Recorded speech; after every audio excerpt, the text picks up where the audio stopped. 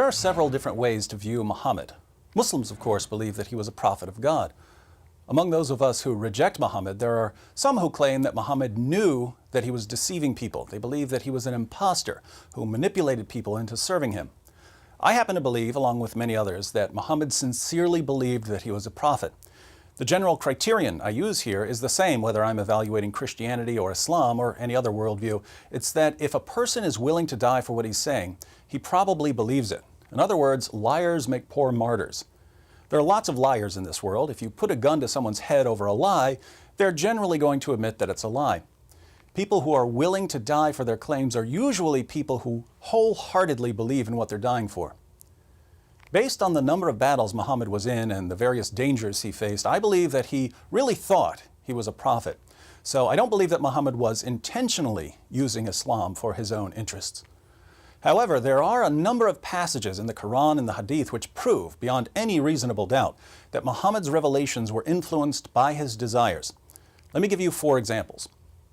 First, Surah 4 verse 3 of the Quran says that Muslims can marry up to 4 women. But we know from references in Bukhari and other sources that Muhammad had at least 9 wives at one time. So why did Muhammad get more than 4 wives when the Quran says that Muslim men can only marry 4 women? Well, Muhammad received a special revelation, Surah 33 verse 50, which says that he, and he alone, could have as many wives as he wanted. Now, I don't know about you, but when the guy who's receiving the revelations starts getting special moral privileges, namely more sex partners than anyone else, I start getting awfully suspicious. Second, Muhammad had an adopted son named Zayd, who was called Zayd bin Muhammad, Zayd son of Muhammad. One day, Muhammad went to visit him and was greeted by Zayd's wife, Zainab, who was very beautiful and who was wearing very little clothing at the time. When Muhammad saw her, he supposedly received some sort of revelation telling him that he was going to marry her, even though she was already married to his adopted son, and Muhammad walked away praising Allah. When Zayd found out that Muhammad was attracted to his wife, he divorced her so that Muhammad could marry her. Muhammad was worried about what people might think if he married Zainab, but then he began receiving revelations to justify the marriage. This is when he received Surah 33 verse 37 of the Quran, which says that it's okay to marry the divorced wives of your adopted sons. I've never met a person who struggles with this problem. I've never met someone who struggles with whether he should marry the divorced wife of his own adopted son. So this verse has no purpose other than justifying what Muhammad did. Third, Muhammad's wife Hafsa once came home early and caught Muhammad in her bed with another woman, his slave girl Mary the Copt. Seeking to avoid further conflict, Muhammad promised that he would stop having sex with his slave girl. But a little later, Muhammad started having sex with Mary again. How did he justify his sexual relationship with Mary when he had taken an oath to stop having sex with her? Well, he received a revelation, Surah 66 verses 1 through 2 of the Quran, where Allah says, "O Prophet, why do you forbid yourself that which Allah has made lawful for you? You seek to please your wives, and Allah is forgiving, merciful. Allah indeed has sanctioned for you the expiation of your oaths, and Allah is your protector, and He is the knowing, the wise." Notice Muhammad swears, "I'll never have sex with my slave girl again." Then he starts having sex with her because Allah told him to break his oath.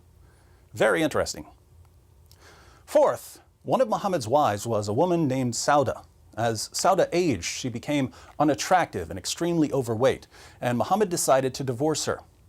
Terrified of being abandoned in her old age, Sauda hatched a plan. She knew that Aisha was Muhammad's favorite wife and that Muhammad would like to spend even more time with Aisha. So Sauda told Muhammad that if he would keep her as his wife and not abandon her, she would give her sex night to Aisha.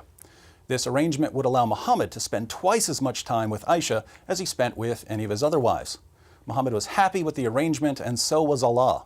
Allah praises Sauda in Surah 4 verse 128 for coming up with this solution after fearing cruelty and desertion from Muhammad. So Islam's message to women is this: if your husband's going to abandon you in your old age, just give up some of your rights and let him spend more time with his favorite wife. This will keep him from divorcing you and abandoning you. Over and over again, Muhammad's revelations are just too convenient. The Quran is supposed to exist eternally in heaven, and yet parts of it have more to do with satisfying Muhammad's desires than with guiding humanity. Even Muhammad's wife Aisha noticed this.